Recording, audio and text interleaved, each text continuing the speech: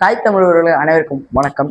இன்று செய்தித்தாள்களிலும் பல பத்திரிகைகளிலும் ஊடகங்களிலும் கருத்து கணிப்பு என்கின்ற பொய்யான திணிப்பினை நடத்தி வருகின்றனர். கிட்டத்தட்ட 1,00,000த்திற்கும் மேலான மக்களிடம் சென்று நாங்கள் வாக்கு சேகரித்தோம் என்று கூறினர்.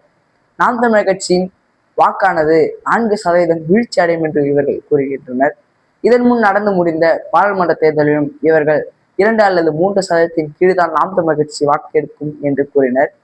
ஆனால் மானமுள்ள மக்கள் 36 லட்சத்திற்கும் மேலானோர் வாக்களித்தனர். அதே போன்று அவர்கள் நடத்திய கருத்து கணிப்பு பொய்யானது என்றால் அவர்கள் இதுவரையிலும் எங்கும் பகிரங்கமாகவோ அல்லது வருத்தமோ மன்னிப்போ கூறியதோ கேட்டதோ என்று வரலாறு கிடையாது. இதன் முன் வரை நடத்திய கருத்து திணிப்பு என்பது பொய்யான போர்வையினால் மக்களை மூடி மறைக்கின்றனர்.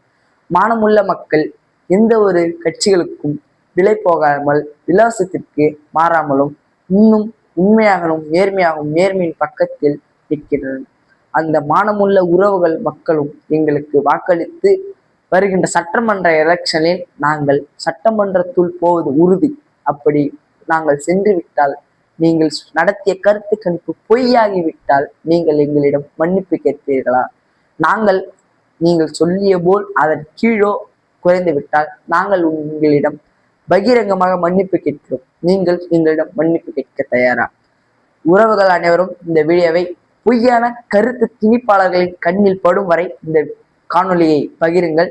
மற்றும் தமிழ் தாய் வாழ்க! தலைவர் பிரபாகரன்.